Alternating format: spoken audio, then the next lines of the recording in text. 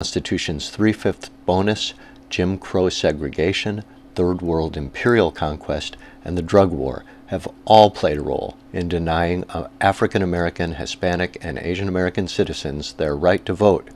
From the foundation of the Republic, this disenfranchisement has defined the balance of power. In recent years, the disenfranchisement has been most importantly done by the Republican Party and by computer. As investigative reporter Greg Palast has shown in his book and movie The Best Democracy Money Can Buy, in 2000, Florida Governor Jeb Bush used a program called Choice Point to strip more than 90,000 predominantly black and Hispanic citizens from the voter registration rolls in an election decided by 537 votes. The pretext was alleged felony convictions.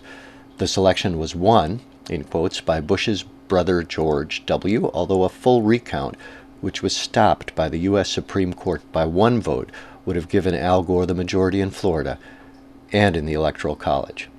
As we have reported from Columbus, in 2004, more than 300,000 predominantly urban citizens were stripped from the voter registration rolls in an election the GOP won by 118,000 votes. A quarter of all voters in heavily Democratic Cleveland were deregistered. Ohio's ill-got electoral votes gave George W. Bush a second term.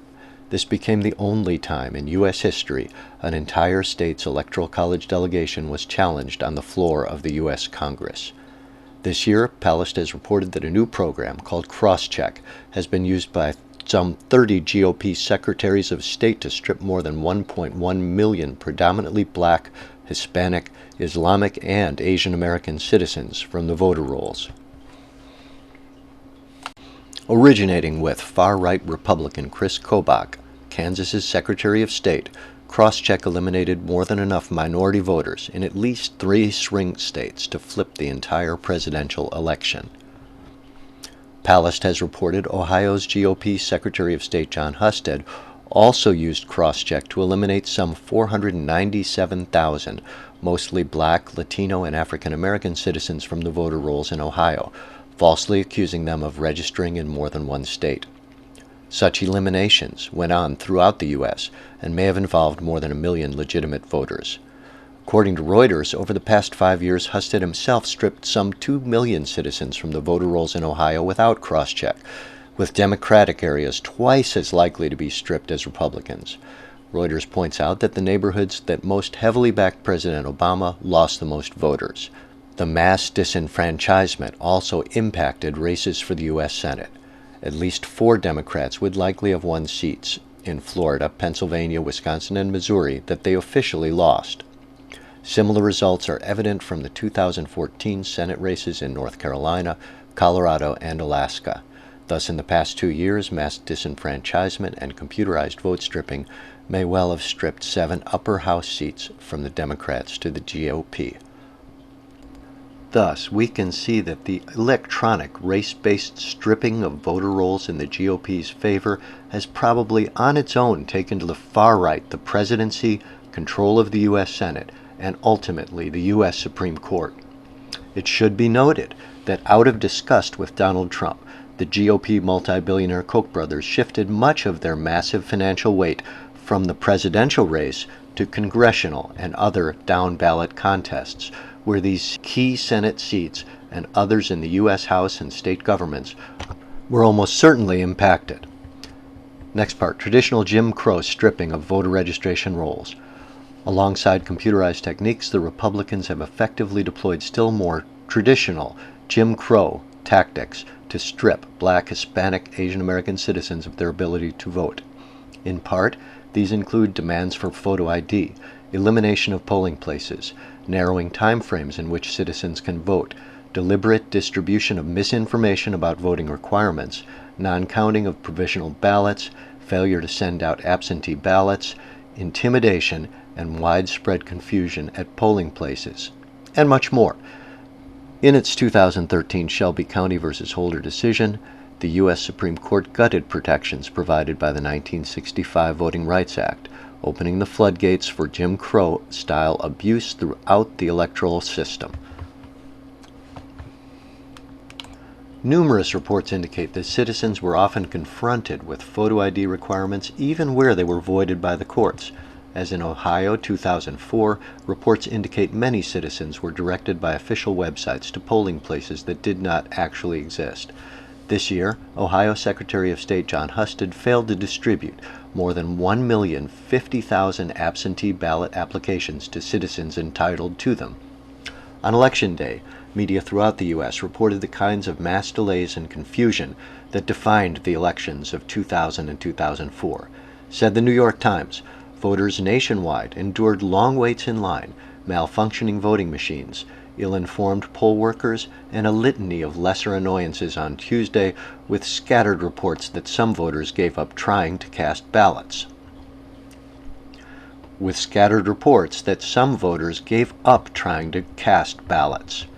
David Becker, the executive director of the Center for Election Innovation, told the Times, "There are scattered indications of machine breakdowns that are being addressed." In an editorial the day after the election, the Times lamented that in North Carolina, the state's Republican Party issued a news release boasting that cutbacks in early voting hours reduced black turnout by 8.5% below 2012 levels, even as the numbers of white early voters increased by 22.5%. 14 states put in new voting restrictions, including some states that had never been put under federal supervision like Indiana, Ohio, and Wisconsin. Throughout the U.S., voters with so-called problems in their registration are routinely given provisional ballots, allegedly to be counted later, but the forms are often impossibly complex, with poll workers often failing to count them at the sight of a single minor error, such as writing below a line, omitting a middle initial, failing to include a birthday, and much more. Ohio Secretary of State Husted won the right from the U.S. Sixth Circuit Court of Appeals to not count provisional ballots that contain minor mistakes. Thus, tens of thousands of provisional ballots are thus routinely left uncounted, unbeknownst to the voters. More than 115,000 provisional and so-called spoiled ballots from the Ohio 2004 election remain uncounted. Polling indicators. In the lead-up to November 8th, pre-election polls strongly indicated a Clinton victory. Post-election exit polls showed her winning as well, most critically in the swing states whose electoral college votes could give her the presidency. Exit polls are the accepted international standard for indications of election fraud and vote tampering. Eric Bjornlund and Glenn Cowan's 2011 pamphlet, Vote Count Verification, A User's Guide for Funders, Implementers, and Stakeholders. Their work, done under the auspices of Democracy International for the U.S. Agency for International Development, USAID, outlines how exit polling is used to ensure free and fair elections. It adds that U.S.-funded organizations have sponsored exit polls as part of democracy assistance programs in Macedonia, 2005, Afghanistan in 2004, Ukraine in 2004, Azerbaijan in 2005, the West Bank and Gaza Strip in 2005, Lebanon in 2005, Kazakhstan in 2005, Kenya in 2005 and 2007, and Bangladesh in 2009, among other places. In countries like Germany and Switzerland, which use hand-counted paper ballots, exit polls are accurate to a margin of error of less than 1%. Here, the 2016 exit polls were paid for by a major corporate media consortium, as has been standard practice for years. Here they are designed to reflect the actual vote count within a 2% margin of error nationally. But in the U.S., if exit polls don't agree with official vote counts, they're regularly adjusted to conform to official results, no matter how implausible. This makes fraudulent elections appear legitimate. During this year's Republican primaries, unadjusted exit polls confirmed official vote counts in all cases. In the Democratic primaries, on the other hand, unadjusted exit polls significantly varied from the official outcome in 12 of 26 primaries. All of the errors went in Hillary Clinton's favor in her race against Bernie Sanders. This is a virtual statistical impossibility and suggests a rigged vote count. In the general election against Donald Trump, things went the other way. In 24 of 28 states, unadjusted exit polls also showed Clinton with vote counts significantly higher than the final official outcome. The likelihood of this happening in an election that's not rigged are in the realm of virtual statistical impossibility. In fact, based on the exit polls, the odds against such an unexplained Trump shift are 1 in 13,110 presidential elections. For example, Ohio's exit poll showed Trump and Clinton in a dead heat, 47% for Clinton to 47.1% for Trump. Officially, Trump won with 52.1% of the vote to Clinton's 43.5%.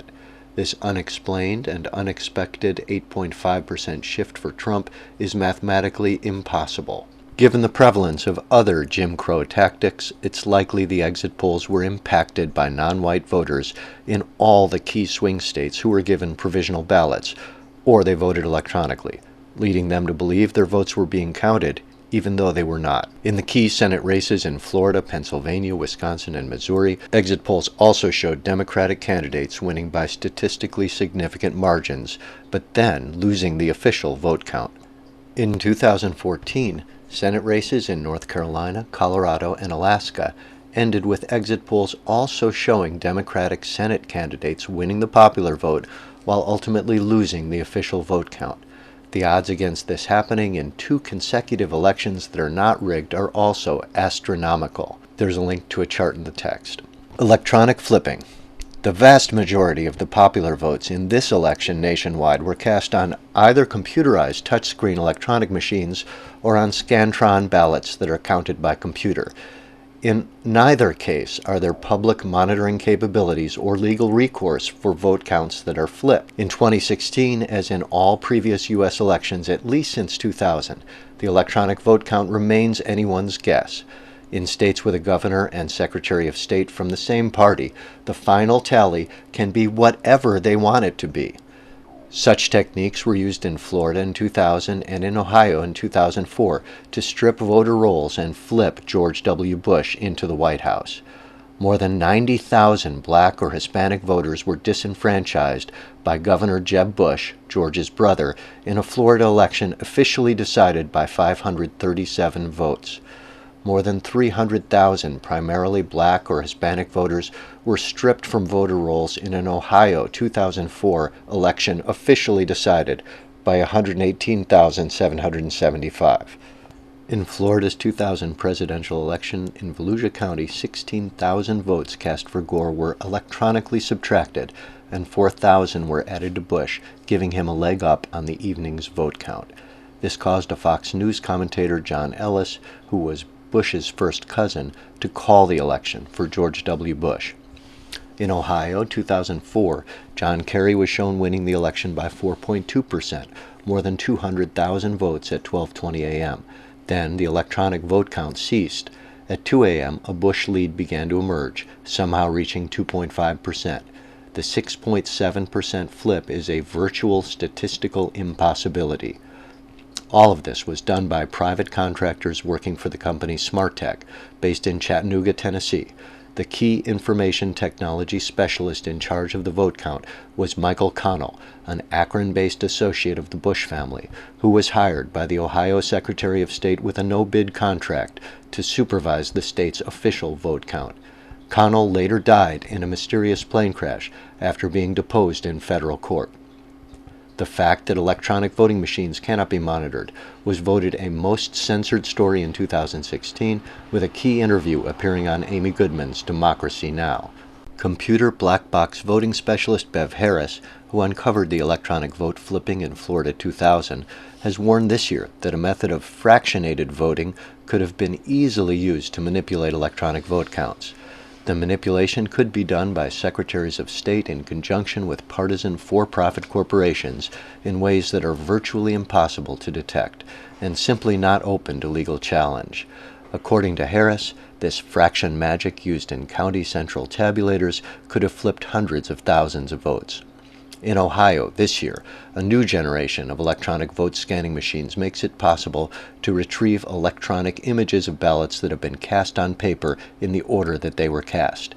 These machines come with an audit log that would detect any illegitimate vote changes by central tabulators. But Secretary of State Husted opted to allow local election boards to leave both security functions, the audit log and the image scanners, turned off.